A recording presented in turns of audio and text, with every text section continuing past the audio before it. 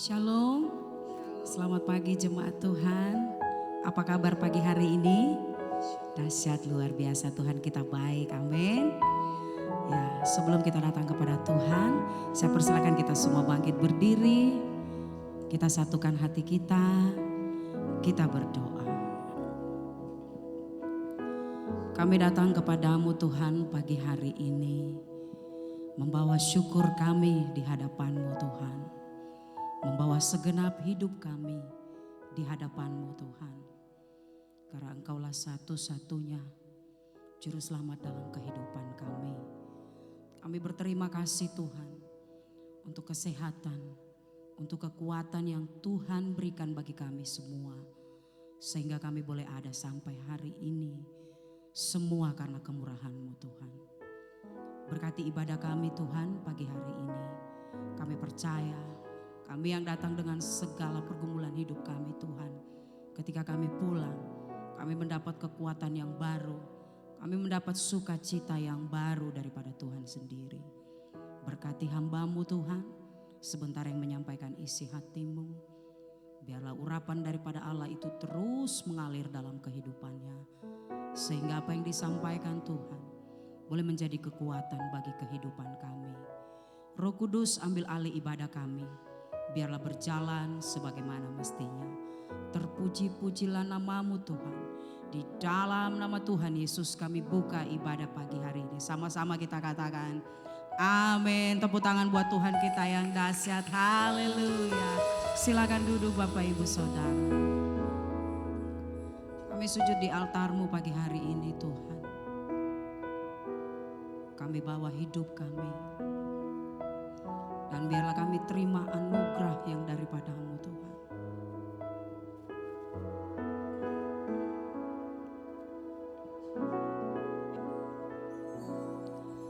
Bila hati terasa berat, tak seorang pun mengerti bebanku. Ku Yesus, apa yang harus ku buat? Dia berfirman, mari datanglah. Dia selalu pedulikan aku. Ku Yesus, Dia pikul segala bebanku. Sujud di altarnya, ku bawa hidupku. Ku terima anugerahnya. Dia ampuniku dan bebaskanku.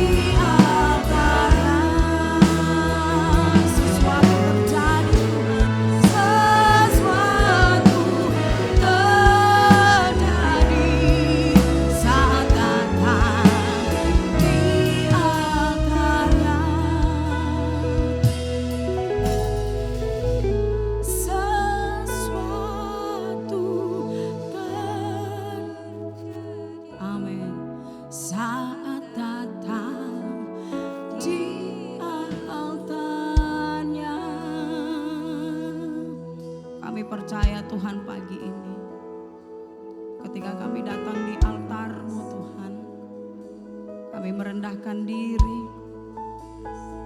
kami mau berterima kasih buat kebaikan Tuhan. Kami mengucap syukur atas perkenan Tuhan dalam hidup kami. Pagi ini Tuhan, kami bawa penyembahan kami di hadapan-Mu. Kami bawa segenap hidup kami di hadapan-Mu Tuhan. Terima kasih Tuhan.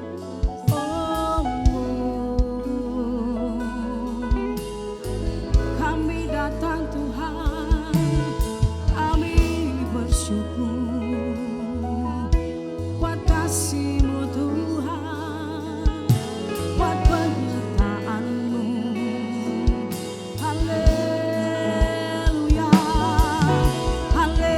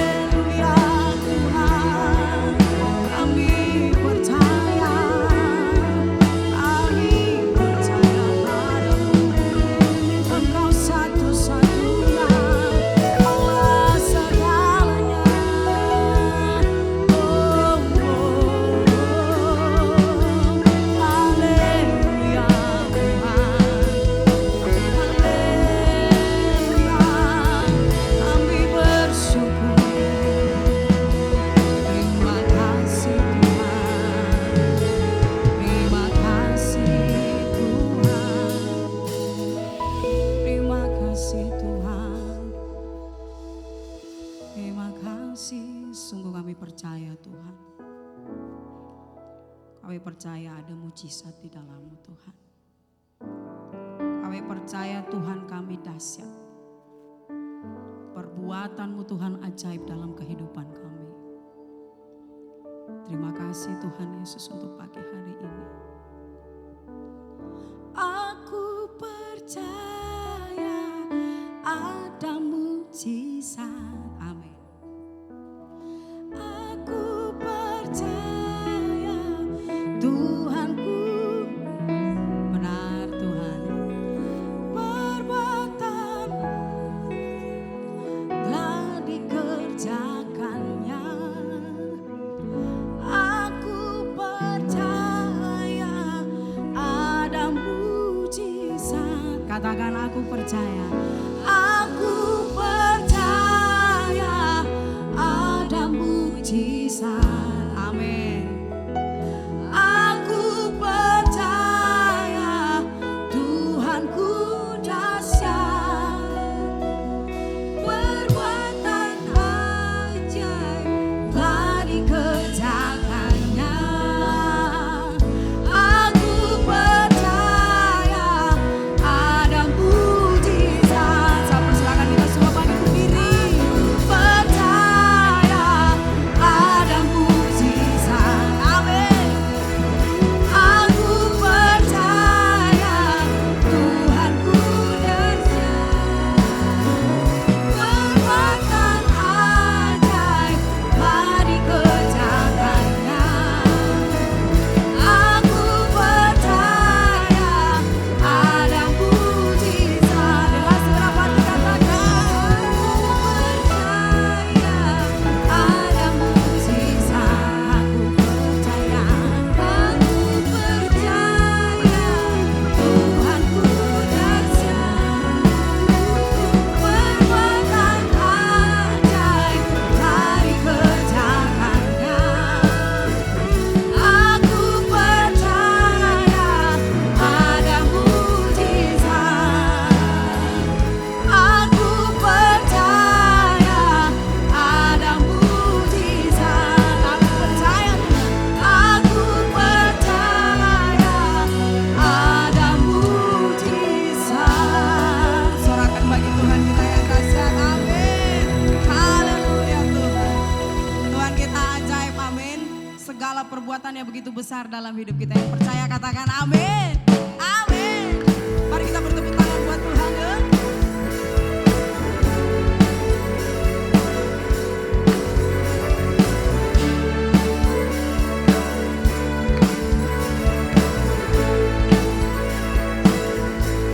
Betapa besar perbuatan-Mu, nyatalah karya kasih-Mu di hidupku.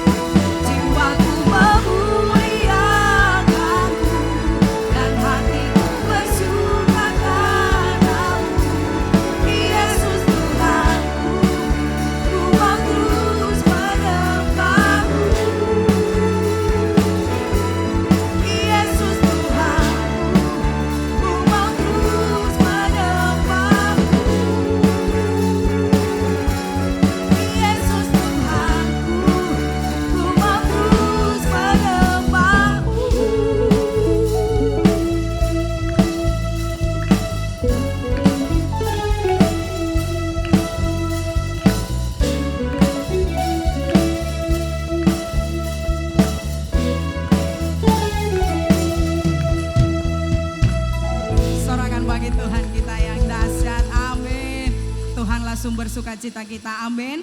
Biarlah kasihnya tercurah pagi ini bagi saya dan saudara di tempat ini. Kita bertepuk tangan buat Tuhan dong.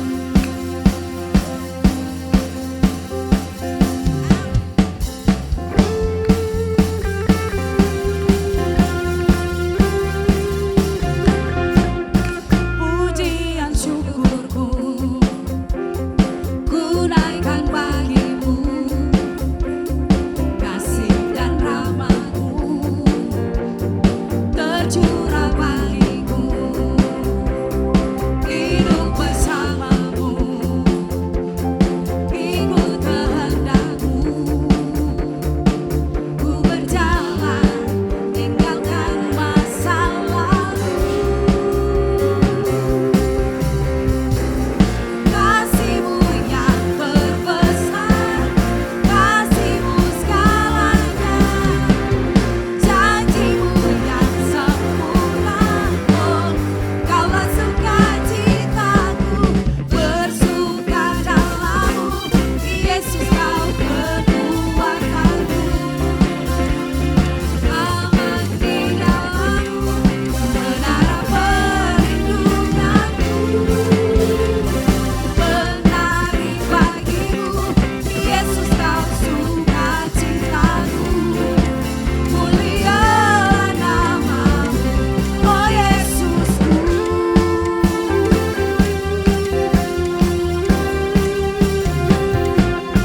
Pujian syukurku ku naikkan bagimu, kasih dan rahmat-Mu tercurah bagiku, hidup bersama-Mu, ikut kehendak-Mu, ku berjalan tinggalkan masa lalu. Kasih-Mu yang terbesar, kasih-Mu segalanya, janji-Mu yang sempurna. Oh, Kaulah sukacitaku, bersuka dalam-Mu, Yesus Kau kekuatanku. Aman di dalam-Mu, menara perlindunganku. Menari bagimu, Yesus Kau sukacitaku. Mulialah nama-Mu, oh Yesusku.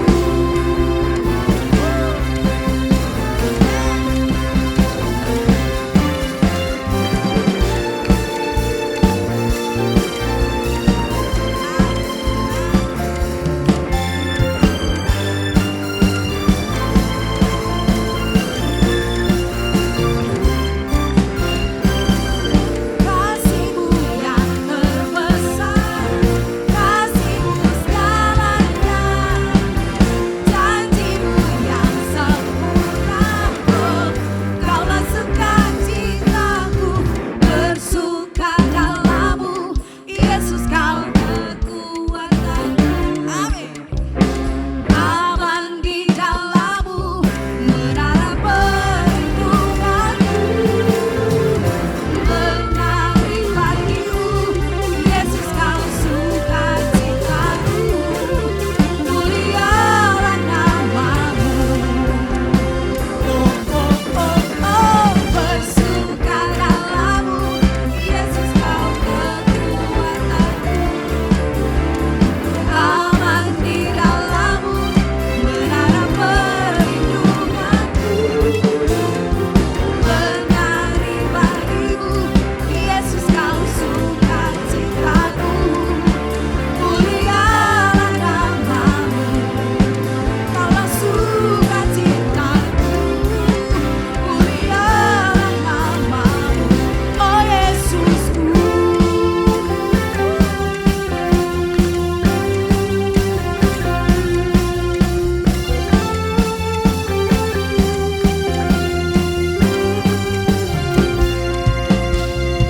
Tepuk tangan buat Tuhan kita yang dahsyat. Haleluya, Kau segalanya bagi kami Tuhan. Silakan duduk Bapak Ibu Saudara. Persembahan boleh dijalankan.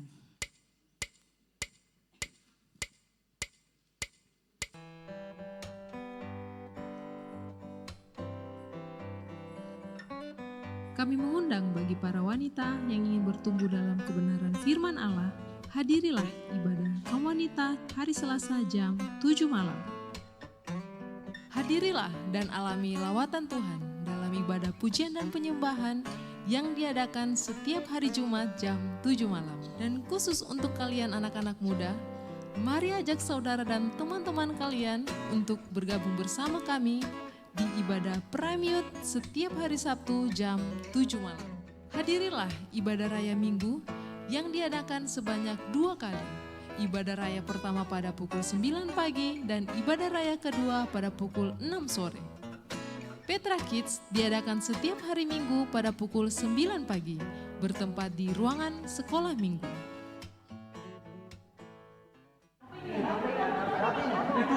Apa ini? Kak, ada apa nih kak?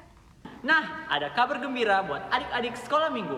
Kita akan merayakan Natal Petra Kids tanggal 29 November tahun 2025 jam setengah 4 sore dengan tema Hadiah Terindah. Yuk ajak saudara dan teman-teman kalian untuk bersama memuji dan menyembah serta seru-seruan di Natal nanti. See you! See you!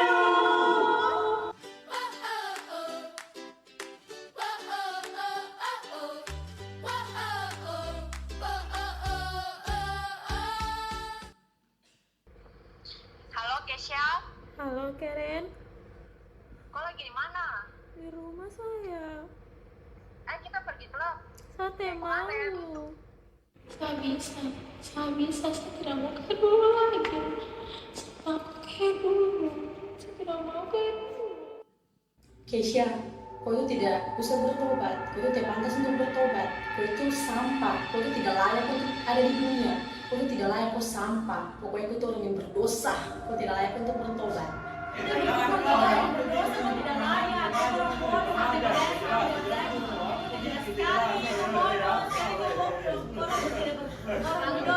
Mati saja, tidak ada gunanya kau hidup.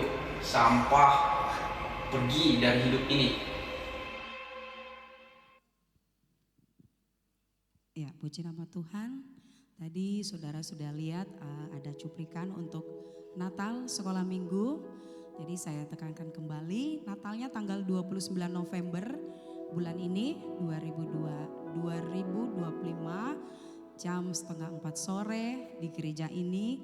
Jadi buat Bapak Ibu yang punya kemenakan atau cucu atau tetangga, tapi anak kecil ya, boleh dibawa untuk di Natal sekolah minggu hari Sabtu 29 November. Dan yang kedua, tadi juga sudah kita saksikan bersama movie Natal pendek dari Prime Youth. Jadi Bapak Ibu yang pengen mau nonton lagi, boleh lihat di IG Youth Petra Palu. Ya, itu saja pengumuman tambahan dari kami. Mari kita siapkan hati kita untuk diisi dengan kebenaran firman Tuhan.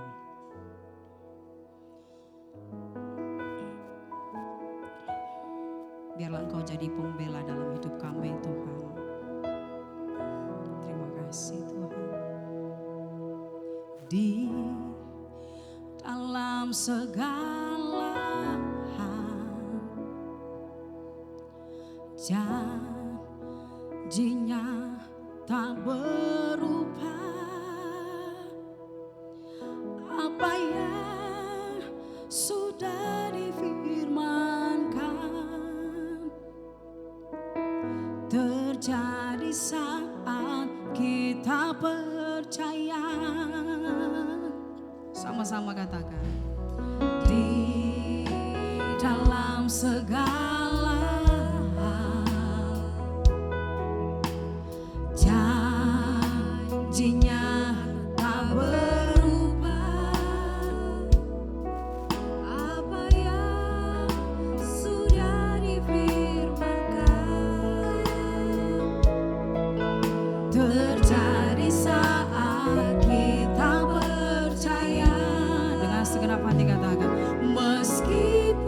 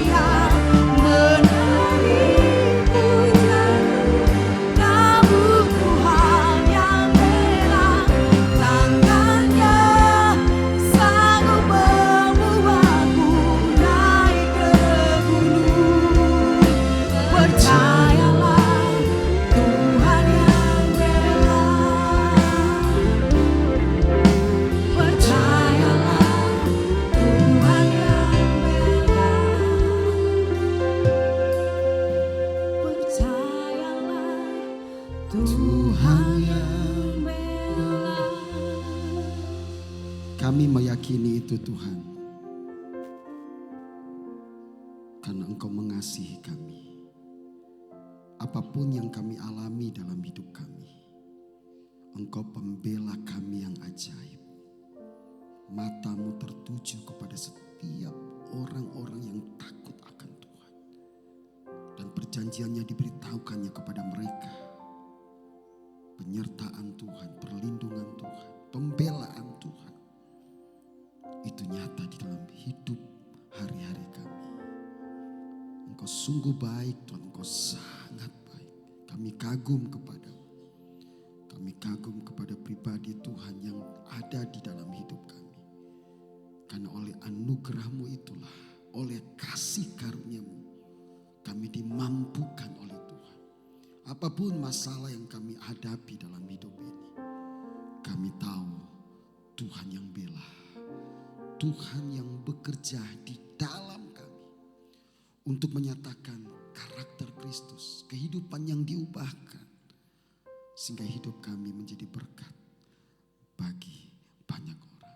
Berkati gereja-gereja-Mu seperti Tuhan memberkati kami pagi hari ini. Pujian penyembahan sudah dinaikkan. Saatnya Engkau menyampaikan pesan-Mu bagi kami. Kami memberikan tanah hati kami yang terbaik Tuhan. Sehingga setiap benih yang dilepaskan, yang kami terima, yang kami dengar, itu akan mengubah hidup kami. Itu akan meregulasi cara berpikir kami, cara pandang kami akan kehidupan. Sehingga hidup kami terus berkemenangan di dalam Kristus Tuhan. Ini doa syukur kami dalam nama Tuhan Yesus Kristus. Yang diberkati Tuhan, sama-sama katakan amin. Berikan tepuk tangan yang meriah bagi Tuhan kita. Silakan duduk kembali Bapak Saudara. Shalom. Ya, saya minta maaf agak sedikit terganggu suara saya. Ya, bahkan tadi di situ saya berpikir jangan-jangan suara saya tidak bisa keluar lagi. Ya, sejak dari acara persiapan ulang tahun gereja dari bulan Oktober dan bahkan sampai selesai itu ada beberapa pelayanan yang harus dikerjakan, dilakukan. Kemarin juga kita doa pengurapan tadi. Ya, hari Jumat, kemarin hari Sabtu saya mengunjungi salah satu cabang Petra Donggala untuk melihat perkembangan daripada pembangunan gereja yang ada di sana. Dan juga tadi malam saya diizinkan untuk melayani salah satu klik dari gereja di tempat ini. Dan wow, semua karena anugerah Tuhan. Nah, Bapak Ibu Saudara, apa kabar? Ya, menjadi kesukaan kami, menjadi kerinduan kami. Setiap kami berjumpa dengan jemaat ada hal-hal yang selalu Tuhan kerjakan. Menjadi doa kami, sukacita kami ketika kami melihat jemaat Tuhan semakin bertumbuh, semakin diubahkan. Bukan hanya kepada berkat yang kita terima, tetapi bagaimana kehidupan kita bisa selalu setiap hari diperbarui, semakin diubahkan oleh Tuhan. Saya pikir itu jauh lebih penting, jauh lebih hal yang paling disukakan oleh tentunya baik gembala maupun hamba-hamba Tuhan. Karena saya percaya setiap firman yang dilepaskan seharusnya membuat Anda semakin bertumbuh di dalam Tuhan. Kita bukannya jadi pendengar-pendengar yang setia, tapi kita juga menjadi pelaku-pelaku daripada kebenaran itu. Dan saya percaya lewat kebenaran yang kita dengar itu akan mengubahkan kehidupan kita. Nah, apa yang saya mau sharing pagi hari ini saudara? Mari kita lihat di dalam Mazmur pasal yang ke-16 ayat yang ke-8 sampai yang ke-11. Bisa tunjukkan ayat ini, Mazmur 16 ayat yang ke-8 sampai yang ke-11. Saya akan membacakan atau kita baca bersama-sama ayat ini bersama-sama ya. Ayat 8 terlebih dahulu. 1, 2, 3. Aku senantiasa memandang kepada Tuhan. Karena ia berdiri di sebelah kananku. Aku tidak goyah. Sebab itu hatiku bersukacita dan jiwaku bersorak-sorai. Terus bahkan tubuhku akan diam dengan tentram. Ayat 10. Sebab engkau tidak menyerahkan aku ke dunia orang mati. Dan tidak membiarkan orang kudusmu melihat kebinasaan. Ayat 11. Engkau memberitahukan kepadaku jalan kehidupan. Di hadapanmu ada sukacita berlimpah-limpah. Di tangan kananmu ada nikmat senantiasa. Nah saudara, mari kita lihat ayat-ayat ini saudara.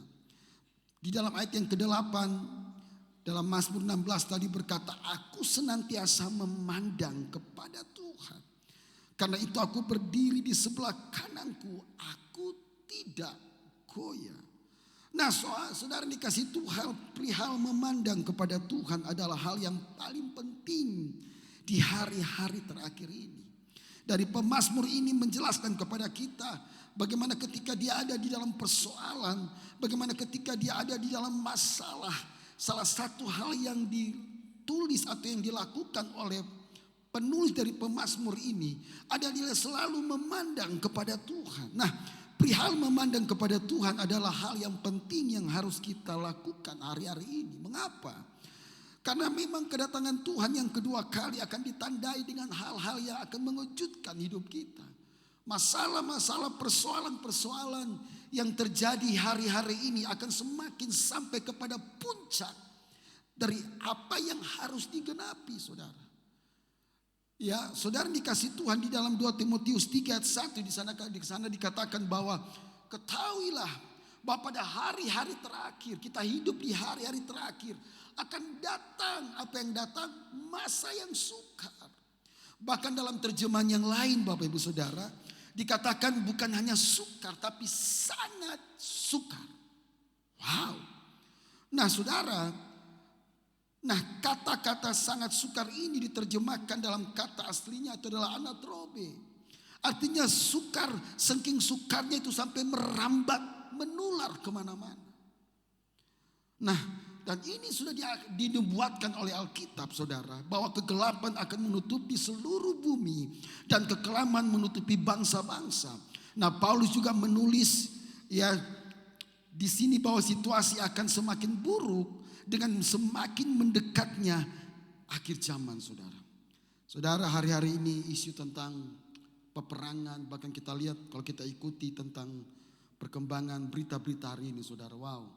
Saya juga berdoa sebenarnya buat Indonesia karena hari-hari Indonesia juga sedikit masuk dalam persoalan politik atau persoalan berhubungan dengan negara-negara lain sehingga itu menjadi isu, itu menjadi sorotan penting juga Indonesia bagi negara-negara yang ada di luar sana, saudara. Saudara tentu tahu saya tidak akan bicara secara jelas berita ini, saudara, dan sehingga ini bisa memicu saudara apa yang terjadi hari-hari ini kepada yang dikatakan perang dunia ketiga. Nah saudara, hari-hari terakhir akan ditandai dengan bertambahnya kejahatan. Ya, di dalam dunia runtuhnya standar moral dan makin bertambahnya kemurtatan hari-hari ini. Sehingga masa di mana kita ada sungguh-sungguh menjadi masa yang sangat sulit, menjadi sebuah masa yang sangat berat bagi orang-orang yang setia kepada Tuhan. Nah, di dalam Ibrani 12 ayat 26 juga di situ dijelaskan, meneguhkan kepada kita bahwa di hari-hari terakhir Tuhan akan mengizinkan kegoncangan datang atas dunia ini. Ya, dikatakan waktu itu suaranya akan menggoncangkan bumi. Tetapi sekarang ia memberikan janji satu kali lagi. Aku akan menggoncangkan bukan hanya bumi, bukan hanya kepada perkara-perkara jasmani yang sedang terjadi hari-hari ini, tetapi juga dikatakan melainkan langit juga. Nah, langit ini bicara tentang perkara-perkara rohani. Langit ini menunjukkan kepada hal-hal yang sifatnya supranatural, saudara. Nah, itu akan juga ikut tergoncang orang-orang yang setia, orang-orang yang berhikmat, orang-orang yang pandai. Siapapun dia, saudara, itu akan juga digoncangkan.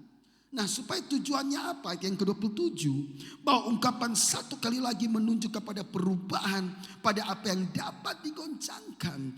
Karena ia dijadikan supaya tinggal tetap apa yang tidak tergoncangkan. Dalam kata lain, bahwa kalau kita benar-benar membangun hidup kita di atas dasar yang benar, maka kita tidak akan ikut tergoncangkan. Yang setuju katakan amin. Matius 24 ayat 13 berkata, tetapi orang yang bertahan sampai kesudahnya, maka dialah yang akan selamat. Nah, siapakah orang-orang ini? Siapakah orang-orang yang dikategorikan orang yang bertahan di tengah-tengah masa sulit ini?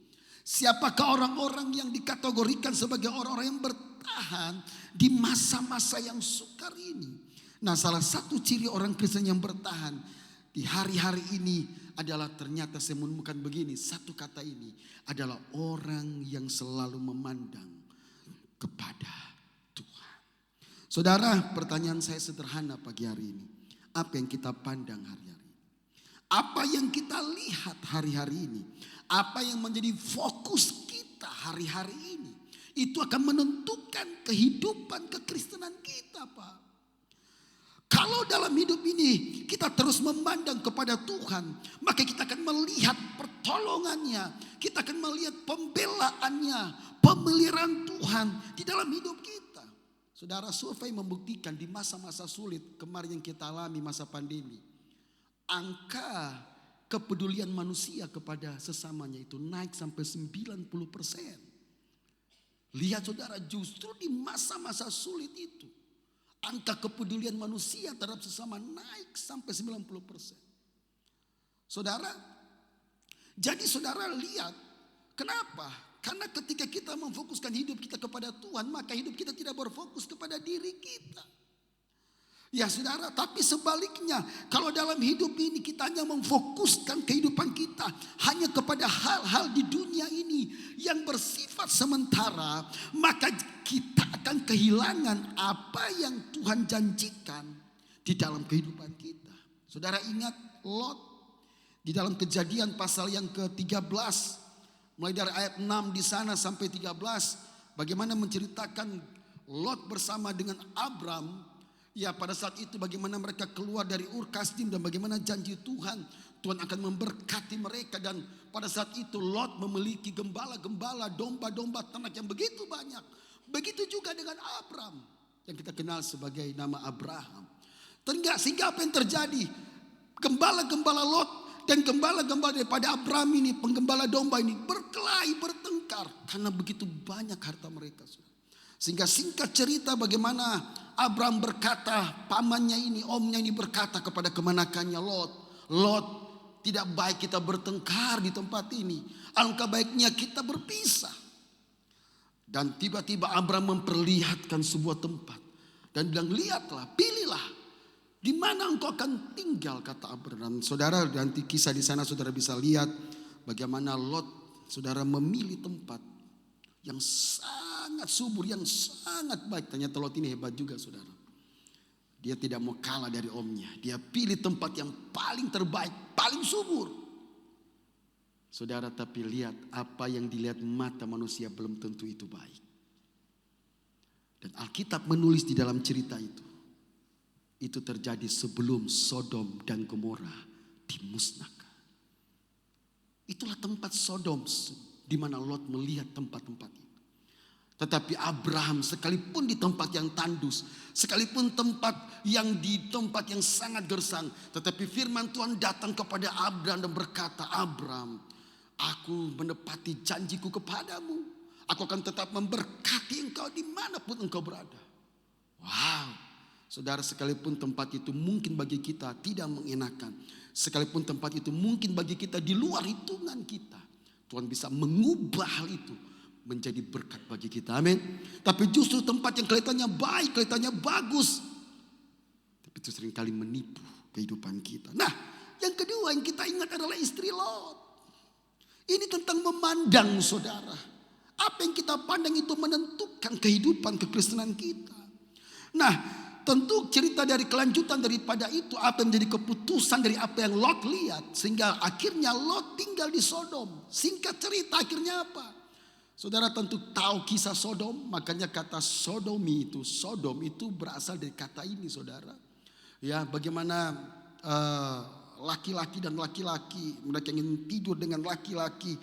Wow, ini berbicara di Sodom waktu itu ya. Sehingga murka Allah ya turun atas kota ini. Dan apa yang terjadi? Tuhan karena menyayangi Lot dan keluarganya, dan Tuhan perintahkan lewat malaikat itu berkata, pergilah, larilah jauh dari kota ini.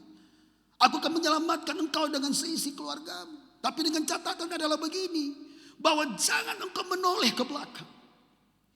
Wah, saudara, lihat saudara dikasih Tuhan. Tetapi apa yang terjadi? Ketika kedua orang ini malaikat itu menuntun mereka dari Kejadian 19 ayat 17 di sana. Sesudah kedua orang itu menuntun mereka sampai keluar, berkatalah seorang, larilah, selamatkanlah nyawamu. Janganlah menoleh ke belakang dan janganlah berhenti dimanapun juga di lembah Yordan. Larilah ke pegunungan supaya engkau jangan mati lenyap. Lompat ayat yang ke-26. Tetapi istri Lot yang berjalan mengikutinya menoleh ke belakang. Dan dia menjadi tiang garam sampai hari ini. Nah saudara, ini perihal memandang, melihat, memfokuskan. Saudara, ini sangat penting dalam kehidupan kita. Saudara, sehingga apa yang terjadi? Akhirnya istri Lot menjadi tiang garam. Kenapa? Karena dia memandang apa sih yang dia lihat. Saudara, apa sih yang menarik istri Lot untuk melihat kepada Sodom? Itulah harta kekayaan yang dia bangun bertahun-tahun di dalam hidupnya. Itu mengikat hidupnya sehingga dia sulit untuk melepaskan ketika dia lari. Karena hatinya terikat dengan Sodom, hatinya terikat dengan hartanya. Dan apa yang terjadi? Matanya memandang kepada harta itu. Lihat saudara, Alkitab berkata, di mana hartamu berada, di situ juga hatimu ada. Pertanyaan saya sederhana, siapakah yang menjadi harta yang terpenting di dalam kehidupan kita? Apakah Tuhan atau hal-hal yang lain? Alkitab menjelaskan saudara, hal yang menyamakan Tuhan adalah mamon. Itu setara, ditulis dalam Alkitab. Tuhan dengan mamon itu dijadikan setara saudara. Walaupun Tuhan sebenarnya itu dia maha. Tapi itulah yang menjadi godaan manusia sampai hari ini. Sehingga saudara, istri Lot akhirnya kehilangan apa yang Tuhan janjikan. Ingat, fokus kita hari-hari, cara pandang kita menentukan langkah kehidupan kita di depan. Nah, ada berapa contoh yang kita bisa lihat. Yang pertama adalah Elisa. Di dalam 2 Raja-Raja 6 ayat 16, mari kita lihat kisah ini. Menceritakan bagaimana Raja Aram begitu sangat marah kepada Elisa. Karena Elisa ini sebagai penolong, ya dia suka menjadi penolong bagi bangsa Israel. Ketika raja ini ingin melakukan sesuatu, nabi ini memberitahu kepada apa yang raja ini lakukan kepada bangsa Israel. Sehingga bangsa ini tidak pernah berhasil mengalahkan bangsa Israel. Bangsa Aram ini tidak berhasil mengalahkan bangsa Israel. Tapi satu hari, ya akhirnya karena kemarahan daripada Raja Aram, dia memerintahkan untuk menangkap Elisa saudara. Dan apa yang terjadi? Bayangkan hanya dengan satu nabi saja. Itu dikerahkan seluruh tentara untuk menangkap. Wow, saudara, nggak masuk akal sebenarnya, di luar logika kita, saudara. Tapi itulah yang terjadi. Sehingga pada malam itu, saudara, mereka mengepung kota itu. Dan singkat cerita pada pagi itu, ketika hamba daripada Elisa bangun, dia melihat, dia terkejut. Ada begitu banyak tentara yang ada di sekeliling mereka. Dan dia berkata, celakalah, celakalah tuanku. Tapi saudara, Elisa apa yang dilakukan? Saudara, Elisa berkata, ya Tuhan bukalah mata bujang ini. Jangan takut, kata Elisa. Sebab yang lebih banyak yang menyertai kita daripada yang menyertai mereka. Lalu berdoalah Elisa, ya Tuhan, bukalah kiranya matanya supaya ia melihat. Maka Tuhan membuka mata bujang itu, itulah Gehazi. Sehingga ia melihat tampak gunung itu penuh dengan kuda kereta yang berkeliling, berapi sekeliling Elisa. Wow, saudara, pembelaan Tuhan, penyertaan Tuhan. Saudara dikasih Tuhan, dari sinilah kita bisa melihat saudara. Ya, normalnya sebagai manusia kita bisa takut dengan persoalan yang tidak terduga, di mana kita tidak tahu jawabannya. Tetapi Elisa, ya dikatakan di sini dia tidak menjadi takut terhadap persoalan itu. Mengapa? Mazmur 16 ayat yang 8 tadi berkata, aku senantiasa memandang kepada Tuhan, karena ia berdiri di sebelah kananku, aku tidak goyah. Saya suka kata-kata ayat ini menjadi tema dari khotbah kita. Mari kita baca bersama-sama. 1, 2, 3. Aku senantiasa memandang kepada Tuhan, karena ia berdiri di sebelah kananku, aku tidak goyah. Oh, saudara dikasih Tuhan, ini luar biasa saudara. Saudara punya koin di dompet saudara? Ya, saya siapkan koin ini saudara. Ya, nah saudara, ketika saudara menaruh koin ini di depan mata saudara, saudara tutup Mungkin salah satu dari mata kiri saudara. Maksudnya mata kiri saudara tutup, mata kanan dibuka. Apa yang saudara lihat ketika saudara taruh koin ini? Saya tidak melihat apa-apa. Selain koin ini yang menutupi mata saya. Tahu enggak saudara, Allah kita itu adalah Allah yang besar. Tapi ketika mata kita tertuju kepada masalah yang kecil ini, semakin kita terus memandang kepada masalah, maka masalah itu akan semakin hari, semakin besar, semakin besar, semakin besar. Akhirnya menutupi seluruh pandangan kita. Bukankah itu yang terjadi hari-hari ini saudara? Kita lebih tertarik, kita lebih suka memandang kepada masalah daripada memandang kepada Tuhan. Nah saudara, makanya kalau ada di antara kita di saat ini sedang ada dalam masalah persoalan, pandanglah kepada Tuhan. Amin. Jangan memandang kepada masalah saudara. Karena saya percaya juga hari ini kita boleh ada sampai hari ini. Juga ada begitu banyak masalah yang kita sudah lewati. Dan Tuhan memberikan kemenangan kepada kita. Yang setuju katakan amin. Kita berikan tepuk tangan yang meriah bagi Tuhan kita. Nah, sebab itu di dalam Ibrani pasal 12 ayat 1 sampai 3, kekristenan diibaratkan sebuah pertandingan. Karena itu kita mempunyai banyak saksi bagaikan awan yang mengelilingi kita. Kita punya banyak saksi pendahulu-pendahulu kita, Paulus, siapa lagi? Stefanus, siapa lagi? Ada begitu banyak. Saya pernah ibaratkan begini saudara. Kita ini seperti pelari-pelari. Karena Alkitab berkata bahwa kita banyak saksi bagaikan awan yang mengelilingi kita. Marilah kita menanggalkan semua beban dan dosa kita yang begitu merintangi kita. Dan berlomba dengan tekun dalam perlombaan yang diwajibkan. Kita wajib. Tidak ada bilang, oh saya tidak suka perlombaan itu. Enggak. Semua kita ketika kita percaya kepada Yesus, kita ada dalam perlombaan. Nah saudara, saya ibaratkan seperti pelari estafet. Saya ingat selalu nih ilustrasi ini ketika kita sedang berlari pertama, itulah mungkin Abraham, dia berlari begitu sangat kencang. Dia memberikan kepada Daud, Daud begitu lari begitu kencang. Daud memberikan kepada Paulus, Paulus berlari begitu kencang. Dan di hari-hari ini saudara, Paulus menyerahkan itu kepada kita. Mungkin sebutkan nama saudara. Tongkat estafet itu ditaruh kepada kita sebagai pelari-pelari terakhir yang akan menyelesaikan perlombaan itu. Betapa kecewanya mereka ketika pelari terakhir itu dia cuma jalan saudara. Santai. Wow. Padahal ketika mereka berlari di zaman itu ada banyak air mata. Ada banyak harga yang mereka bayar. Penderitaan yang mereka alami. Mereka bisa kecewa kepada Tuhan. Mereka punya alasan untuk marah kepada Tuhan. Mereka bisa kecewa dengan keadaan yang terjadi. Tapi mereka tetap membuktikan bahwa mereka berlomba terus di dalam hidup mereka. Saudara. Nah, di dalam ayat 2 dikatakan saudara, marilah kita melakukannya dengan mata yang tertuju kepada Yesus. Bagaimana mungkin kita sedang dalam perlombaan tapi mata kita menoleh ke belakang, selalu melihat kepada masalah, melihat ke kiri, melihat ke kanan. Kita tidak akan pernah maju, Pak. Bagaimana mungkin kita sedang berlari dan kita melihat ke kiri, melihat ke belakang, kita akan tersandung jatuh. Kita tidak akan pernah menjadi pemenang. Mungkin ini ilustrasi yang sangat sederhana. Tapi saya mau beritahu inilah yang terjadi hari-hari ini. Berkali-kali kita mendengar firman Tuhan. Berkali-kali kita tahu kebenaran itu. Tetapi ternyata begini. Di dalam perjalanan kehidupan kita. Di dalam perlombaan iman kita terbanyak Tuhan temukan itu. Mereka berlari tapi mereka tidak fokus kepada Yesus. Mereka tidak fokus kepada tujuan. Mereka hanya memfokuskan kepada masalah. Kepada persoalan. Mereka menoleh ke belakang.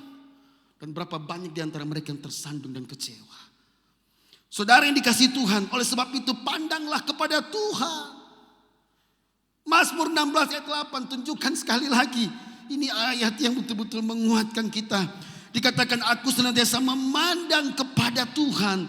Karena ia berdiri di sebelah kananku. Aku tidak goyah. Katakan amin. Wah saudara, suara saya mulai terbuka ini saudara. Wow. Nah yang kedua adalah Abraham. Kejadian 15 ayat yang ke-5 sampai yang ke-6. Saya tunjukkan dulu contoh-contoh yang Alkitab tulis dalam Alkitab. Bagaimana Tuhan menjanjikan Abraham bahwa dia akan memberikan keturunan. Lalu Tuhan membawa Abraham keluar. Serta berfirman, coba lihat ke langit, hitunglah bintang-bintang. Jika engkau dapat menghitungnya, ya menghitung, maka firman-Nya kepadanya, demikianlah banyaknya nanti keturunanmu. Lalu percayalah Abraham kepada Tuhan, maka Tuhan memperhitungkan hal itu kepadanya sebagai kebenaran.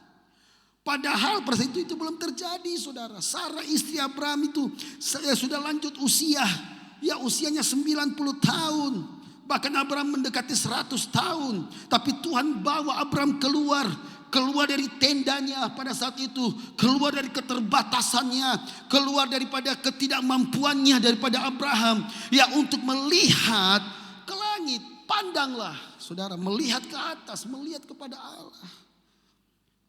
Saudara, bukan kepada masalah, bukan kepada persoalan, tapi Tuhan mengajarkan Abraham untuk melihat ke atas.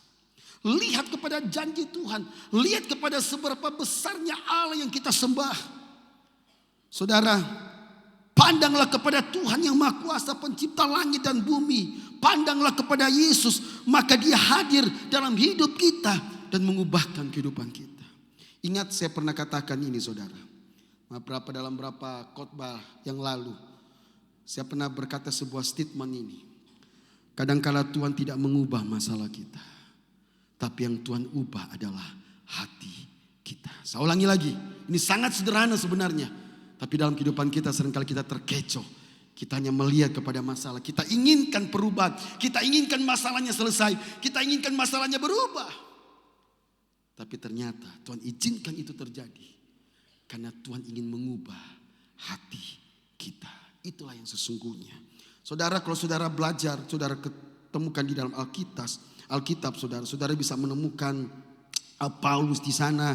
Bagaimana Paulus, ya dia mengalami duri di dalam daging. Ya Paulus mengalami sesuatu yang tidak enak.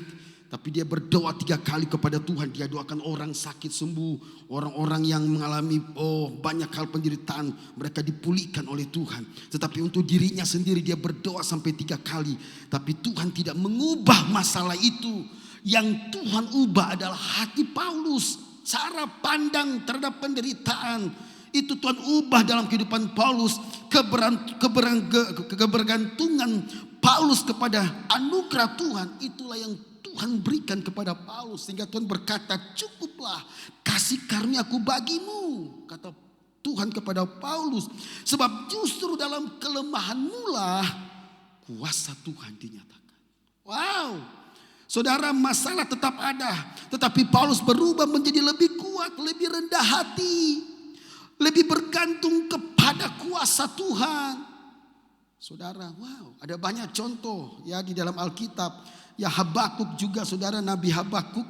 Di dalam Habakuk pasal 3, 17 sampai 18. Saudara nanti baca di sana, dikatakan sekalipun pohon ara tidak berbunga, pohon anggur tidak berbuah, hasil pohon zaitun mengecewakan, sekalipun ladang-ladang tidak menghasilkan bahan makanan, kambing domba terhalau dari kurungan, dan tidak ada lembu sapi dalam kandang. Mungkin kalau zaman kita ini, aduh ini apa ya? Tapi inilah harta di zaman saat itu, saudara. Ya bukan seperti kita hari-hari. Inilah harta yang dimiliki oleh orang di zaman itu. Ya, tetapi apa dikatakan 18? Namun aku bersorak-sorai di dalam Tuhan dan beria-ria di dalam Allah yang menyelamatkan aku. Saudara, Habakuk mengeluh karena bangsa Yehuda yang jahat dan Tuhan tidak segera menolong. Tuhan tidak langsung mengubah situasi pada saat itu, saudara, atas bangsanya. Tetapi ketika Habakuk masuk dalam hadirat Tuhan, di dalam pasal 2 nanti saudara baca, ya hatinya berubah total. Sehingga itu yang kita bacakan tadi, sekalipun pohon ara tidak berbunga, tadinya dia menuntut, dia mengeluh. Doa keluhan seorang nabi. Saudara, itu keluhan seorang nabi, saudara. Dia berteriak minta keadilan, di manakah Tuhan? Di manakah Tuhan? Tapi lihat saudara, Tuhan tidak jawab atas masalah itu. Tapi Tuhan jawab mengubah hati Habakuk. Sehingga sekalipun masalah itu ada, Habakuk bilang begini, sekalipun pohon ara tidak berbunga, sekalipun pohon anggur tidak berbuah, hasil pohon zaitun mengecewakan dan seterusnya, namun aku tetap bersorak-sorai dan beria-ria. Saudara, mencari orang Kristen seperti ini di zaman ini sangatlah sulit. Makanya saya mau beritahu begini Pak, Bu. Banyak orang yang dipanggil, tapi sedikit orang yang dipilih. Mana saudara mau Anda sebagai orang yang dipanggil saja, Tapi Anda adalah sebagai orang-orang yang menjadi pilihan-pilihan Tuhan. Saya pikir ini penting untuk kita renungkan hari-hari ini, saudara. Yang ketiga adalah murid-murid Yesus. Saudara, di sini kita lihat bagaimana juga murid-murid Yesus. Saudara tahu cerita ini, cerita sekolah minggu. Bagaimana kisah dalam Matius 14 ayat 26 sampai 31. Ketika murid-murid disuruhnya Yesus pergi mendahului Yesus. Yesus berdoa di atas bukit. Dan Yesus tahu bahwa murid-murid itu akan mengalami gelombang karena angin sakal. Satu ketika saya pelayanan ke daerah Sangir Talaut, saudara. Kebetulan ketika keluar dari kota Manado itu, karena pelabuhannya hanya di kota Manado, kalau pelabuhan besar itu di Bitung. Tapi ini karena ferry ke kota Talaut atau Sangir Talaut, Tahuna pada tepatnya. Nah, pelayanan saudara. Dan waktu keluar saya melihat pemandangan begitu sangat cantik kota Manado dari jauh ketika dia meninggalkan kota itu. Tiba-tiba saudara ada sesuatu kru atau anak buah kapal bilang begini kepada temannya, masih ada tuh cap tikus. Oh, cap tikus dia bilang. Saya dengar di situ pas ada di belakang. Dia bilang, "Kenapa?" Dia bilang, "Semakin panas semakin bagus ini," katanya. Semakin bagus perjalanannya. Wah, saudara, saya bilang, Tuhan, saya tidak mau mati muda. Saya belum menikah waktu itu, saudara. Dan memang itu kalau ke daerah Sangir Talaut, saudara. Wah, ombaknya, saudara. Ngeri, saudara. Itu yang dipastori waktu itu saya berangkat bulan Desember, Natal. Itu yang dipastori di Paldua itu sampai mau tangkangka. Itu angin begitu sangat kencang. Saya bilang, Tuhan, ini mau berangkat ini sudah begini cuacanya. Ini sekarang di Makassar ini lagi musim juga, saudara. Hujan berkat turun, saudara. Nah, lihat saudara, saya bisa merasakan yang betul ketika di dalam perjalanan itu. Wow, saya merasakan gelombang begitu sangat kuat. Sampai Pak Sugeng, bersama Pak Sugeng waktu itu pelayanan ke Tahuna. Dia hanya tidur saja, dibilang, "Denny, salah satu jalan untuk kita ini tidur saja." Saya tidak bisa tidur saudara waktu itu karena kapal itu Wah, saya bisa rasakan saudara ketika murid-murid Yesus pada saat itu mengalami angin sakal. Tiba-tiba jam 3 pagi mereka melihat Yesus dan mereka berkata itu hantu. Jadi kata hantu itu Tuhan dibalik menjadi hantu. Saudara, inilah kalau cara pandang kita keliru, salah. Ya, yang benar bisa jadi salah, yang salah bisa jadi benar. Nah, ketika mereka melihat itu dan berteriak itu hantu, Yesus mengatakan, "Jangan takut, tenanglah, aku ini." Ya, lalu Petrus berseru dan menjawab dia, "Tuhan, apabila engkau itu, suruhlah aku berjalan di atas air." Wow, saya suka dengan orang yang namanya Petrus, saudara. Akhirnya dia turun dari perahu, Yesus berkata, "Come, datanglah." Ketika Petrus sedang berjalan, saudara, Alkitab catat bagaimana dia berjalan di atas air. Tapi ketika angin mulai semakin keras, gelombang semakin datang, ombak semakin keras, saudara. Akhirnya apa? Petrus menjadi takut. Dan akhirnya cerita dari cerita ini, saudara, akhirnya Petrus hampir tenggelam dan dia berkata, "Tuhan, tolonglah aku." Saudara, lihat saudara, ketika Petrus memfokuskan pandangannya kepada Kristus, maka apa yang tidak mungkin menjadi mungkin. Ada amin, saudara? Apa yang mustahil, tidak ada yang mustahil bagi Tuhan. Saudara dikasihi Tuhan, tetapi ketika Petrus memandang kepada sekelilingnya masalah, gelombang, angin yang begitu sangat keras itu, akhirnya Petrus hampir tenggelam dan dia berseru, "Tuhan, tolonglah aku." Dan Yesus segera menolong Petrus dan berkata, "Hai orang yang kurang percaya." Saudara, saudara dikasihi Tuhan, inilah janji Tuhan bahwa di dalam Matius 28 ayat 20b di situ dikatakan, "Dan ketahuilah aku menyertai kamu senantiasa sampai kepada kesudahannya." Makanya itu menjadi prinsip atau iman di dalam hidup saya kemanapun saya pergi. Bahkan ketika saya menghadapi masa-masa yang kemarin cuaca yang tidak baik, saudara, ketika saya terbang harusnya berapa jam 8.10 tapi delay sehingga saya berangkat jam 12 lebih. Dan cuaca sangat buruk di kota Makassar, saudara. Dan saya ingat masa-masa yang lalu saya pernah saksikan bagaimana saya hampir saudara mengalami musibah. Dan saya berdoa kepada Tuhan, "Tuhan, aku melayani Engkau. Berikan ketenangan dalam hidupku. Apapun yang terjadi, aku percaya hidupku ada di dalam tangan Tuhan." Saudara, sekalipun badai di tengah, bukan di laut saudara, badai di udara sana itu. begitu sangat hebat. Tapi kalau memang belum waktunya, tidak akan pernah terjadi. Tapi sebaliknya, kelihatannya cuacanya sangat baik. Saya mendengar cerita kalau tidak salah dari sebuah peristiwa jatuhnya pesawat di Indonesia. Saya tidak perlu sebut itu. Kebetulan saya berjumpa dengan salah satu pilot yang ada di Jakarta. Kami makan sama-sama dan dia ceritakan pada saat itu. Dia bilang, Pak Denny, sebenarnya masalahnya bukan kepada turbulensnya atau cuaca. Memang itu juga jadi kendala. Tapi kadangkala di cuaca yang sangat terang, kekuatan angin begitu sangat kuat. Sehingga ketika pesawat itu ingin membalikan, membelok, itu bisa-bisa pesawat itu bisa terbawa oleh tekanan angin itu. Dan dia jatuh. Wow. Saya bilang, begitu ya Pak? Iya. Makanya pilot bilang apa? Ketika kami pegang kendali itu, kami hanya berserah kepada Tuhan. Ada satu pilot, saya kebetulan di Makassar, dia pilot Garuda. Akhirnya dia mendaratkan kapal pesawatnya di Hasanuddin. Dan saya ditelepon oleh jemaat. Bukan jemaat, seorang hamba Tuhan di Jakarta. Pak Denny, tolong doakan dia. Tolong segera ke sana, doakan dia. Dia ketakutan. Siapa yang ketakutan? Pilotnya saudara, pilot Garuda ini.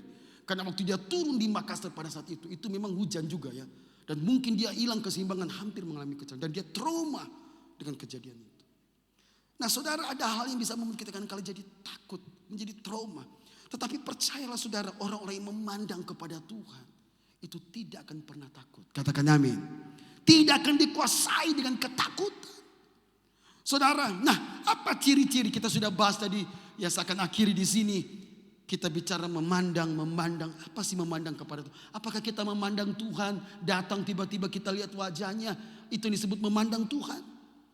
Nah mari kita lihat di akhir khotbah saya akan memperjelas ini. Apa sebenarnya dimaksud dengan memandang kepada Tuhan? Apa ciri-ciri orang yang memandang kepada Tuhan? Yang pertama, orang yang memandang Tuhan salah satu ciri adalah dia selalu mencari Tuhan. 2 Tawari 20 ayat 1 sampai yang keempat. Saudara, dalam 2 Tawari 20 ayat 1 sampai yang keempat.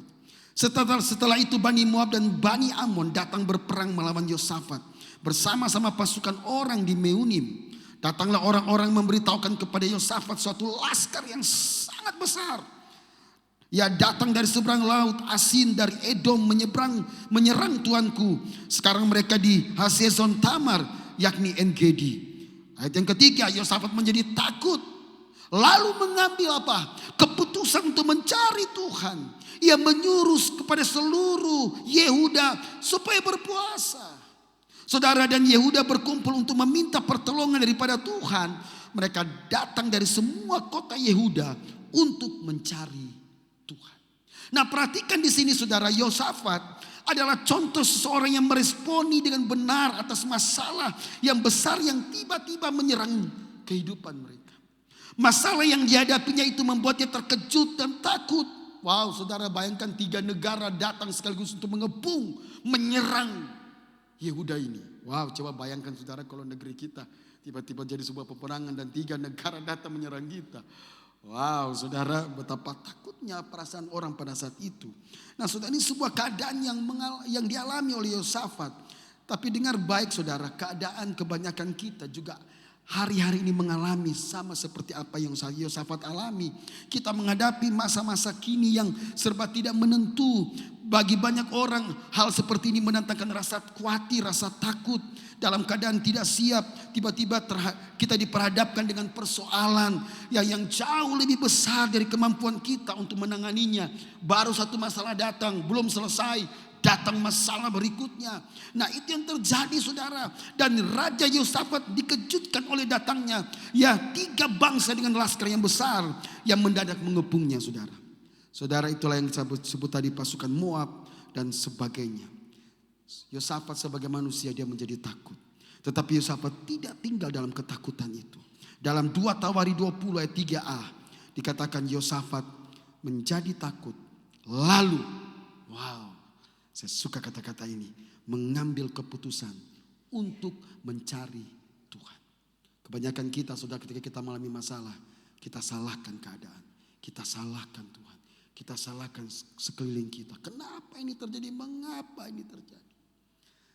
Saudara, tetapi Yosafat justru dia melakukan sebuah tindakan, itulah mengambil keputusan untuk mencari Tuhan. Saudara, mencari Tuhan inilah kunci kemenangan daripada Yosafat.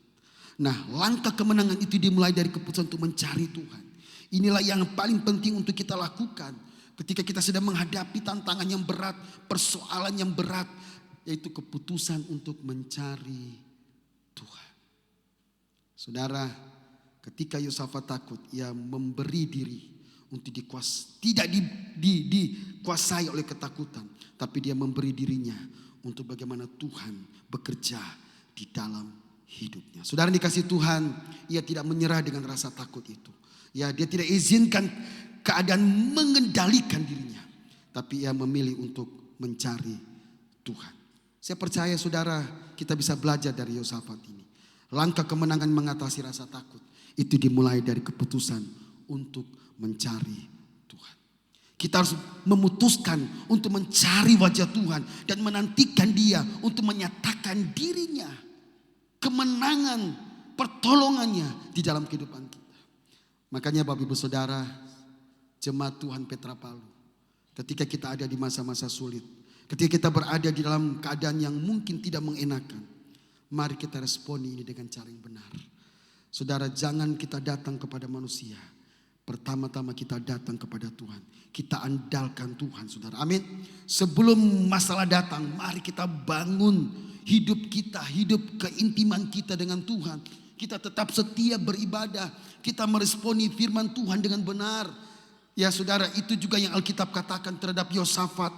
Ya, Yosafat memang adalah seorang yang sudah terbentuk disiplin, ya, untuk mencari Tuhan.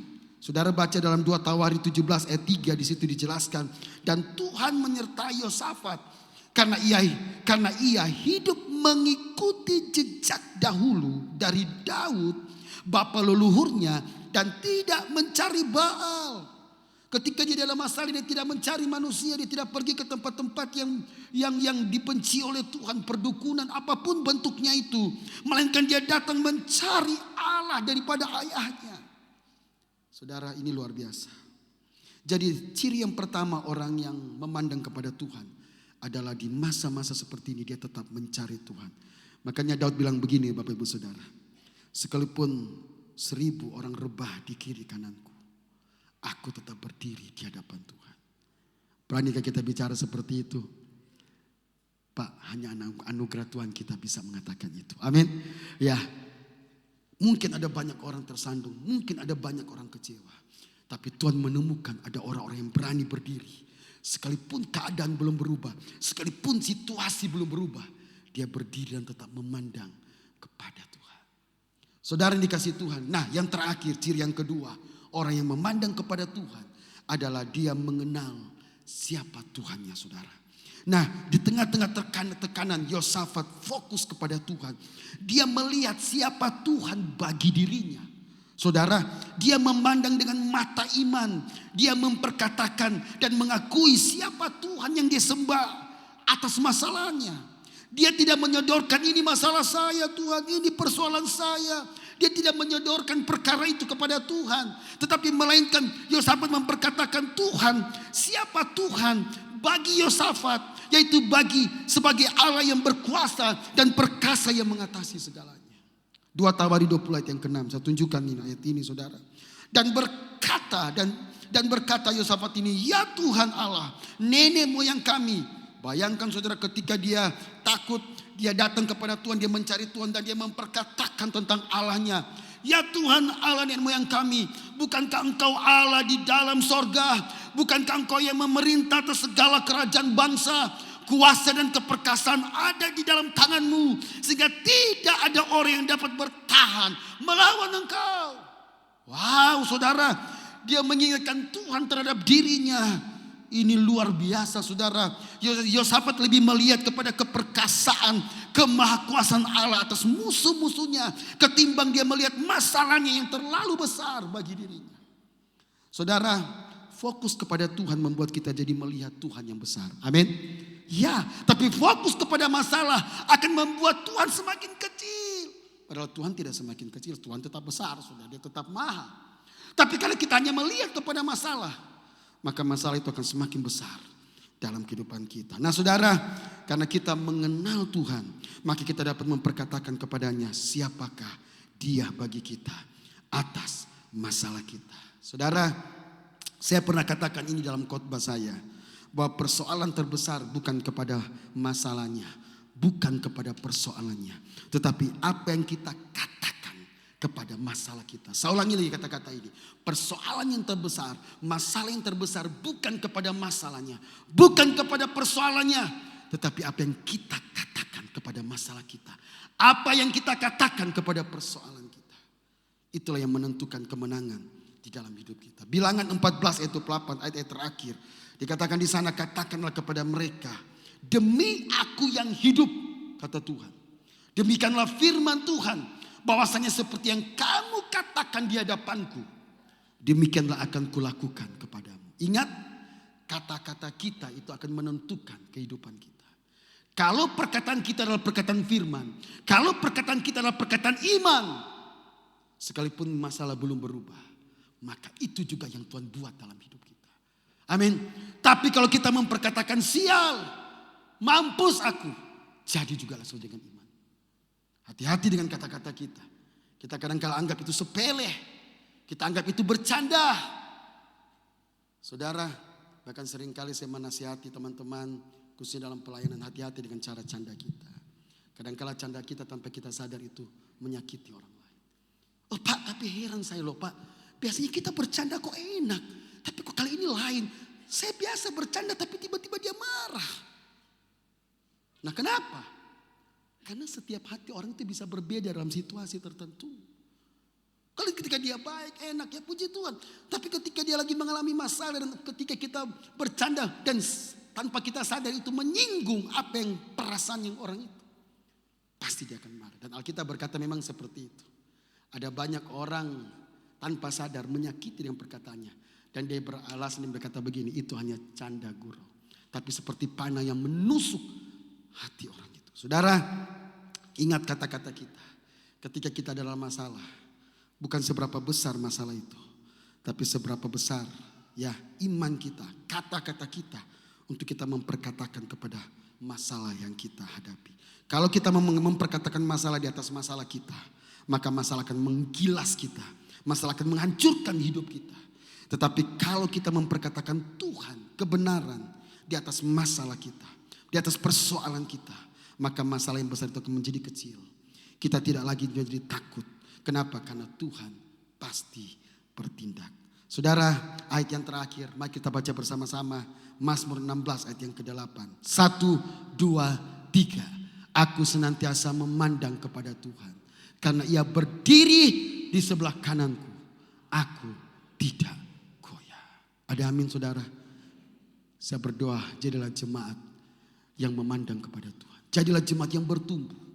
Jadilah jemaat yang memfokuskan hidup kita kepada Dia. Mari kita bangkit berdiri. Kita berikan tepuk tangan yang meriah bagi Tuhan kita. Biarlah firman ini menguatkan apapun yang terjadi dalam kehidupan kita. Percayalah, Dia Tuhan yang tidak pernah meninggalkan kita. Terima kasih Tuhan, terima kasih Yesus. Terima kasih Tuhan. Ada lagu yang lama sebenarnya, tapi saya suka lagu ini. Ya, lagu ini menjelaskan tentang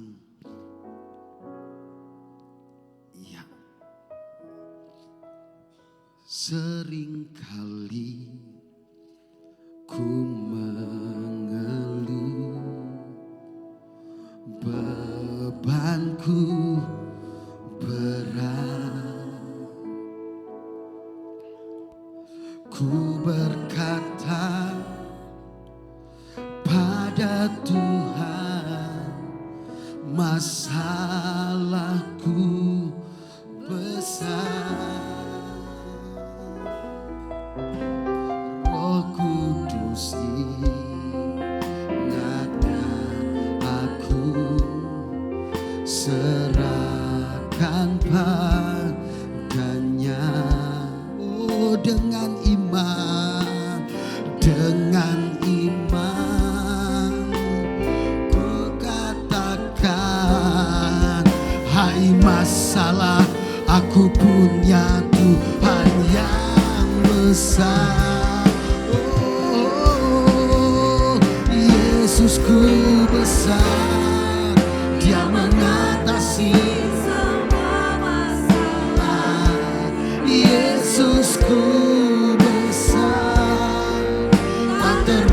terbatas kuasa-Nya.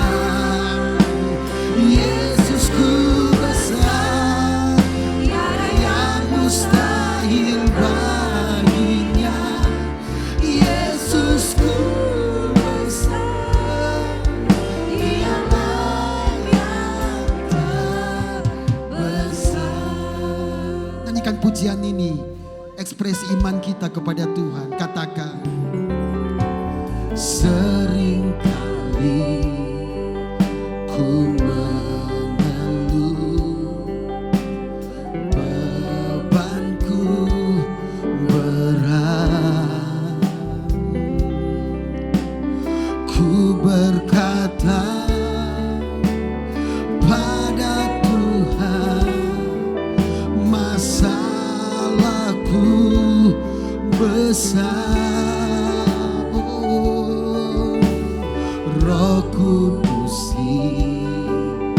Roh Kudus ingatkan kami pagi ini, serahkan padanya dengan iman, dengan iman. Ku katakan amin. Hai masalah, aku punya Tuhan yang percaya. Angkat tanganmu, katakan, oh Yesusku besar, Dia mengatasi semua masalah. Yesusku besar, tak terbatas kuasa-Nya. Amin.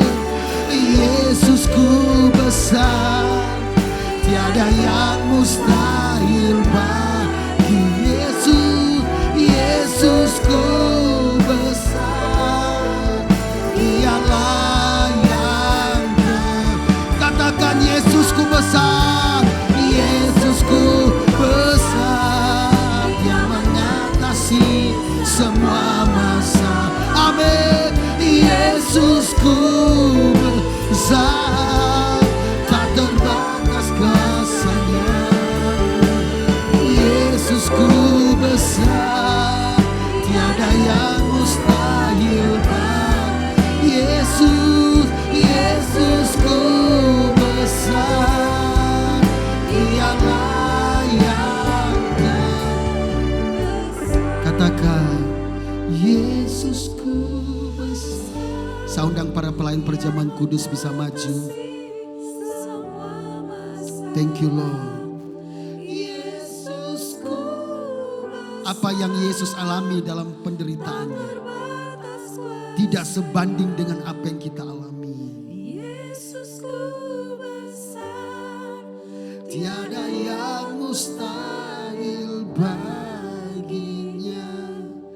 Yesusku besar, Dialah yang terbesar. Itulah yang Kau tunjukkan bagi kami. Ketika di Getsemani Engkau berkata, Bapa, lalukan cawan ini. Betapa berat penderitaan sebagai manusia Yesus.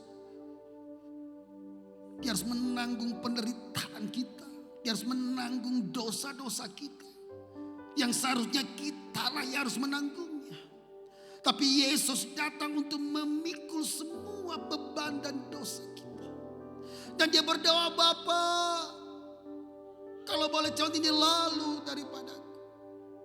Tapi Yesus menyadari bukan kehendaknya yang jadi, tapi kehendak Bapa. Sebab itu dia berkata, bukan kehendakku yang jadi, melainkan kehendak. Yesus merupakan contoh yang terbesar dari semua tokoh-tokoh di Alkitab. Dia membuktikan, dia tidak hanya berbicara tentang kasih, tapi dia membuktikan kasihnya dengan dia datang ke dunia ini menyelamatkan kita.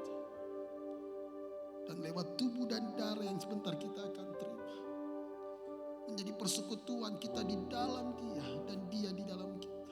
Ada kuasa di balik penderitaannya. Sehingga Tuhan berkata, oleh bilur-bilur kamu menjadi sembuh. Kami bukan hanya menerima seperti kebiasaan Tuhan, tapi kami tahu di dalam persekutuan dengan Engkau, kami memandang Tuhan tinggal di dalam Engkau. maka apa yang tidak mungkin menjadi mungkin. Berkati seluruh pelayan perjamuan kudus, berkati tubuh dan darah Yesus, berkati semua kami di tempat ini. Kami percaya ibadah ini bukan ibadah yang biasa-biasa, tapi ada kuasa Tuhan bekerja dari setiap pujian, dari setiap firman, dari setiap persekutuan lewat tubuh dan darah. Sehingga kami ada di dalam Engkau dan Engkau ada di dalam kami. Diberkatilah di dalam nama Tuhan Yesus. Haleluya. Amin. Silakan duduk kembali dan kita akan menerima tubuh dan darah Yesus. Ya.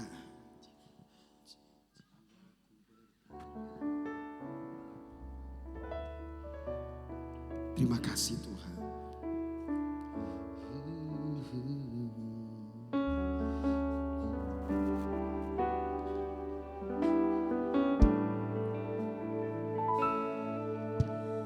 Jiwaku bertanya, apakah masih ada harapan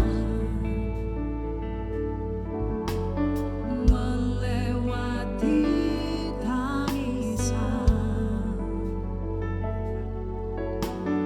rasa sesak di dada. Imanku berkata, Tuhanku yang pegang kuasa. Amin. Dia selalu bekerja, meski mataku tak melihat. Walaupun gunung itu tak berpindah, tetap percaya Kau yang punya kuasa. Sekalipun ku dalam lembah gelap, tak mengapa asal Kau di sampingku. Adakah Bapak Ibu Saudara yang belum dapat, belum dilayani bisa angkat tangan? Yang belum dapat, semua sudah. Mari kita bangkit berdiri bersama-sama. Pribadimu takkan pernah berubah. Iman yang aku pegang padamu Tuhan, walaupun gunung itu tak berpindah, tetap percaya Kau yang punya kuasa.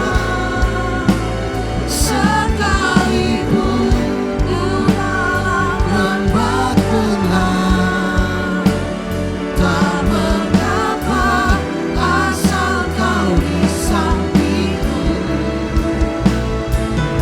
Walaupun masalahku masih ada, tetap percaya rencanamu terindah. Pribadimu takkan pernah berubah. Iman yang aku pegang padamu Tuhan yang setia. Haleluya. Haleluya. Terima kasih. Terima kasih Tuhan.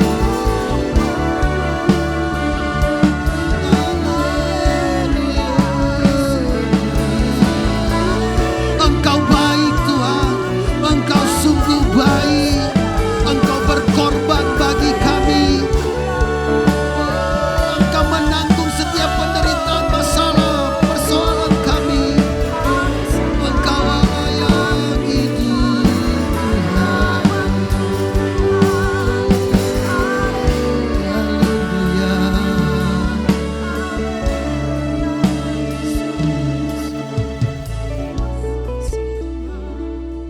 Mari angkat kita ini melambangkan tubuh Kristus. Lebih tinggi dari kepala kita. Tuhan,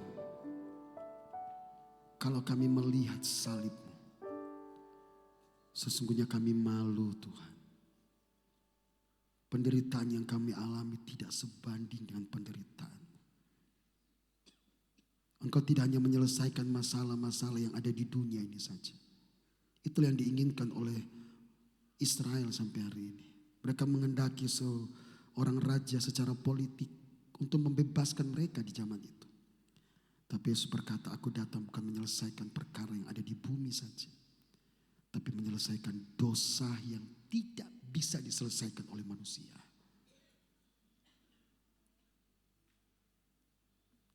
Semuanya itu dia tanggung, semua itu dia tebus bagi kita. Untuk membayar dengan darahnya bagi kita. Sadarkah kita saudara, bahwa penderitaan kita tidak sebanding dengan penderitaan yang Yesus alami. Dengarkan firman Tuhan sebab apa yang telah kuteruskan kepadamu telah kuterima dari Tuhan. Yaitu bahwa Tuhan Yesus pada malam waktu ia diserahkan mengambil roti. Dan sesudah itu ia mengucap syukur atasnya. Ia memecah-mecahkannya dan berkata, inilah tubuhku yang diserahkan bagi kamu.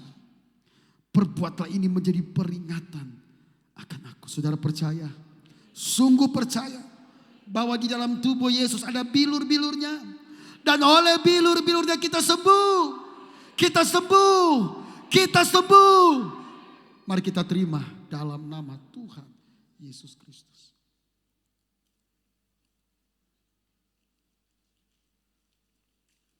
Oh haleluya Yesus. Haleluya. Terima kasih Tuhan. Engkau menyembuhkan kami. Penyakit jasmani, penyakit rohani disembuhkan oleh Tuhan. Kami dibangkitkan kembali Tuhan.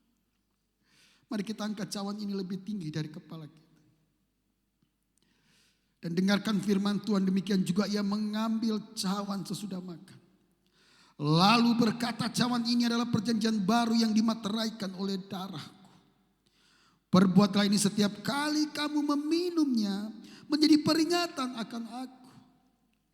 Sebab setiap kali kamu makan roti ini dan minum cawan ini, kamu memberitakan kematian Tuhan sampai ia datang. Saudara percaya, sungguh percaya bahwa di dalam darah Yesus ada pengampunan, bahwa di dalam darah Yesus kita ditebus, kita dibenarkan. Mari kita terima dalam nama Tuhan Yesus Kristus. Oh haleluya, haleluya Tuhan. Terima kasih Tuhan, terima kasih Yesus. Terima kasih Tuhan, terima kasih Tuhan. Mari angkat tangan kita bersama-sama. Yang membelah laut yang terduga badai, yang mustahil pun terjadi karena kuasa yang pegang hidupku, yang buka jalan bagiku. Kau pembuat mujizat sejati.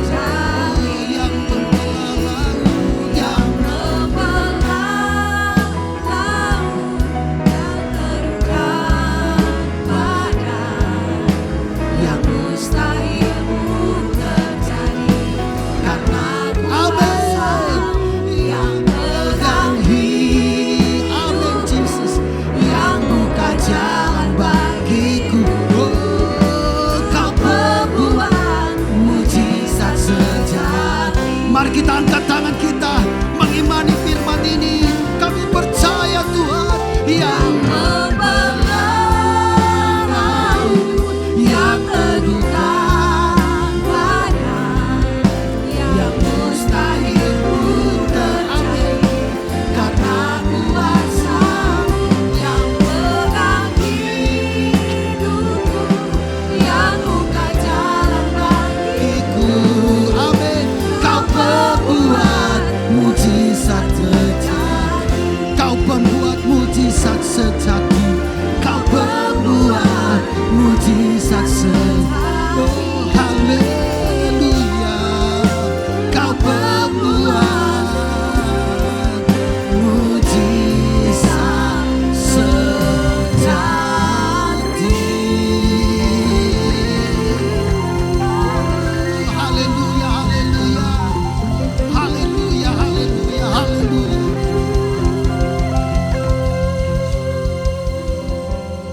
Terima kasih Tuhan, kuasa firman mengubah hidup kami, mengubah cara pandang kami. Sehingga kami percaya yang sudah tertatih-tatih saat ini dibangkitkan kembali oleh Tuhan. Yang sudah tidak sanggup berdiri saat ini di dalam persoalan masalah dibangkitkan kembali oleh Tuhan. Perkataan Tuhan dilepaskan pagi ini, siang ini, dan mengandung kehidupan. Sehingga orang-orang yang mati dihidupkan kembali. Orang-orang yang sakit disembuhkan oleh Tuhan. Orang-orang yang susah dihiburkan oleh Tuhan. Kami memiliki pengharapan di dalam Kristus. Mujizat yang sejati itu digenapi dalam hidup kami. Untuk kami tidak terus ada di dalam kehidupan yang takut, kehidupan yang lemah. Tetapi kami terus berlari sampai kepada tujuan akhir. Sampai ketika waktu itu tiba, Paulus berkata, aku mengakhiri pertandingan dengan baik. Dan aku telah memelihara iman. Layak diterima bagi setiap orang yang setia sampai kepada akhirnya. Sebab itu hamba mau berdoa, Tuhan. Engkau mengasihi jemaat ini. Engkau tahu setiap persoalan yang dialami. Tapi juga Tuhan, hamba berdoa jamah hati kami. Supaya juga kami mengerti hati Tuhan. Kami mengerti apa menjadi maunya Tuhan. Dan kami percaya ketika kami memutuskan memandang kepada Tuhan. Mencari Tuhan. Memperkatakan Tuhan atas masalah kami. Maka seberapapun masalah itu, seberapapun seperti Yosafat mengatakan 3 bangsa yang mengepung dia itu tidak menghalangi Yosafat. Untuk dia tetap maju di dalam Tuhan. Untuk dia terus memandang kepada Tuhan. Untuk terus memperkatakan firman Tuhan. Sebagaimana Tuhan yang telah menolong dia di hari-hari kemarin. Sebagaimana Tuhan yang telah menolong kita di hari-hari sebelumnya. Tuhan yang sama. Itulah Yesus. Sanggup menolong engkau. Sanggup memulihkan engkau. Sanggup membangkitkan engkau. Oleh sebab itu, berkati seluruh jemaat ini Tuhan. Ini doa kami hamba-hamba. Sehingga mereka menjadi serupa dengan Kristus. Berkati hambamu Bapak Gembala. Mempredi Tuhan dan seluruh keluarga. Tuhan, kami percaya anugerah Tuhan selalu ada di dalam hidupnya. Karena kami percaya apa yang tidak mungkin menjadi mungkin. Kami tahu Tuhan, kairos Tuhan, waktu Tuhan digenapi, dinyatakan. Sebab itu Tuhan, kami terus serahkan hamba. Kami percaya Allah yang maha besar, Allah yang maha kasih akan terus menyatakan anugerahnya, kebaikannya, pertolongannya, pembelaannya, bahkan pemakan Tuhan di dalam hidupnya. Kami berdoa untuk seluruh jemaat. Tuhan, kami percaya yang lemah sudah dikuatkan, yang susah sudah dihiburkan, yang sakit sudah disembuhkan. Yang goyah imannya kuat kembali di dalam Yesus. Terima kasih Tuhan. Terima kasih. Sekali lagi kita angkat tangan kita, terimalah berkat dari Tuhan. Dan inilah doaku. Semoga kasih-Mu melimpah dalam pengetahuan yang benar. Dalam segala macam pengertian. Sehingga kamu dapat memilih apa yang baik. Supaya kamu suci dan tak bercacat menjelang hari Kristus. Penuh dengan buah-buah kebenaran yang dikerjakan oleh Yesus Kristus untuk memuliakan dan memuji Allah. Diberkatilah Bapak Ibu Saudara sekalian. Diberkatilah keluarga kita. Diberkatilah anak cucu kita. Diberkatilah sekolah, kuliah, pekerjaan kita. Diberkatilah kota Palu. Diberkatilah bangsa Indonesia.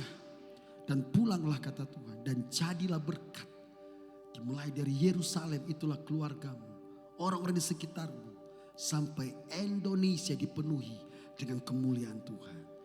Diberkatilah di dalam nama Bapa, Anak dan Roh Kudus. Kami alaskan doa ini dalam nama Tuhan Yesus Kristus. Yang diberkati Tuhan sama-sama katakan amin, amin, amin.